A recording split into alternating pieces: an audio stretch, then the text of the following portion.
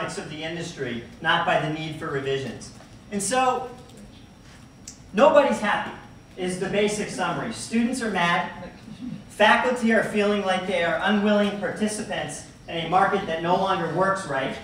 Authors can't make money anymore because they get paid a royalty percentage on new books. And the sale of new books is going down while they're being asked to write them faster. And in fact, I think governments are and should be unhappy. Sometimes they're direct payers of textbooks. In Brazil, the government spends a fortune directly procuring textbooks and therefore paying those high costs. Sometimes they're indirect payers. They provide financial aid to students to be able to attend a college, and some of that aid gets expended on textbooks. And so indirectly, they're buying the books. And even more indirectly, but maybe most critical, is governments trying to invest in infrastructure, online courses, to be able to take knowledge that's being developed and deliver it out to dispersed populations. And it is an incredibly ineffective thing to build a course like that around a proprietary textbook, because you can't use pieces of that textbook in the course. And so you build the course from scratch, the textbook is outside it, how do you distribute these textbooks to people in rural areas, and all of those costs become indirect costs footed by the government. And so really nobody's happy. So thank Flat World Knowledge, the largest commercial publisher of open source college textbooks, has thrown a disruptive business model right into the face of the $8 billion annual textbook market, and it's gaining traction fast. That $8 billion is just US higher education textbook sales in a given year. So let's take a look at what's possible, a sustainable business model around open. So our business model has three components. The first is that we publish. We're a publisher. We are just like Pearson that I left. My co-founder was the editor-in-chief, the director of the editorial operation at McGraw-Hill. We publish textbooks the way we've always done it. We go out, we find an expert author, we extensively peer review the work, we professionally develop it, meaning we illustrate it, we accuracy check it, copy edit, all of the things that go into making a textbook. And we support it with supplements for instructors, things like test banks or lecture slides, instructor manuals with classroom projects. So in the end, the product hasn't changed. We believe we're publishing books and supplements that are at least as good as the leading books in the market. But then, we change everything. We publish the book under a Creative Commons open license, which enables faculty who say, I want to use your book in my class, or a school who wants to build an online course, to make legal changes. They can reorganize the book. They can delete parts of the book. They can edit, take examples out of companies we might use and put in local companies. It is their book to make modifications to and improve under a legal open license. And we give them the technology tools to do that easily. So we provide an interface online. So if I want to drag chapter 1 and move it lower in the book, I can do that. I can drag a section into a new place. I can delete 3 chapters we don't cover by clicking a trash can. I can add notes to my students in between paragraphs by just typing in between the paragraphs. I can add my own materials into the book. And when you're done doing that, you would simply click Save for my class, so you're only making those changes for your purposes. The original book is there for the next person, and everything regenerates. A new table of contents, a new index and page numbers, new page numbers and figure numbers for the whole book. It automatically regenerates a new file and has a new book ready with all of your material integrated into it. And then we take that thing, whether you've changed it or whether you've just adopted our original, and we make it freely available. So anybody in the world can go to flatworldknowledge.com and read an entire textbook online for free. And all of your students in your course could read your modified version online for free. And it's a pretty funny. Here's the sustainability.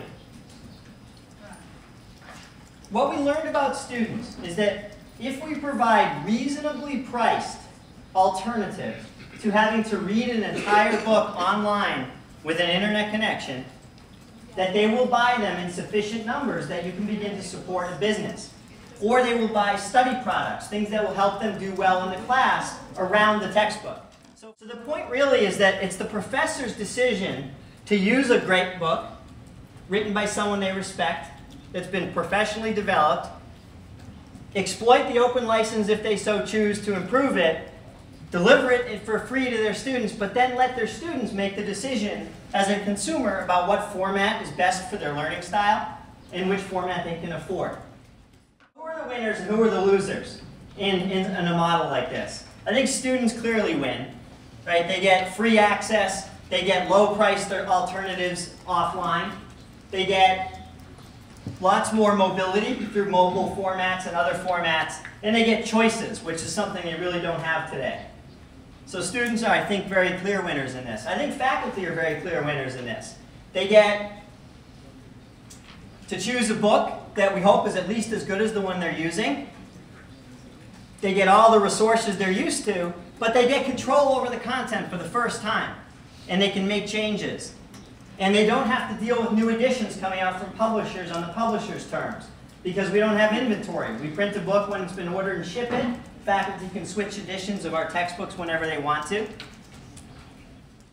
Governments have an opportunity to significantly reduce costs, both direct procurement costs, but also the cost of building online courses. You could start with a textbook and all those resources and build around that, and you control it. And it's an incredible efficiency in building. So they can use and take advantage of all the technology infrastructure investments they're making to actually begin to make content investments that will go out through that pipeline. And so I'll conclude with this. This is the Gutenberg printing press, 1508. And when it came out, it was, bemoaned by the powers that be. And they said, oh, this is terrible. The scribes are going to lose their jobs.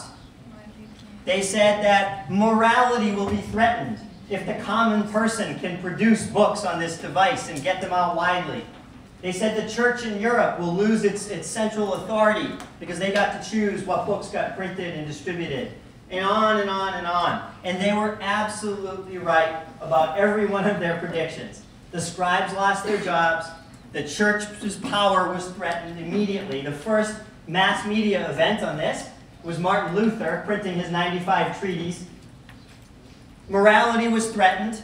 Pornography was the best-selling thing on the printing press early and still remains that way today. And yet somehow we've not only survived, but many of us look back at this and say this was the beginning of the Age of Enlightenment. Science, mathematics, human progress that we know today was probably enabled by this, which got information and knowledge to so many more people who could then contribute their intellectual capital to society. And so I would argue that we're at a moment in time where we have this many, many times over in the form of the internet, an opportunity to deliver knowledge to people who need it. It's business models that stand in the way. And the question is, are we going to allow fear of existing entrenched business models to stand in the way of all of what's possible? Or are we going to try to move forward?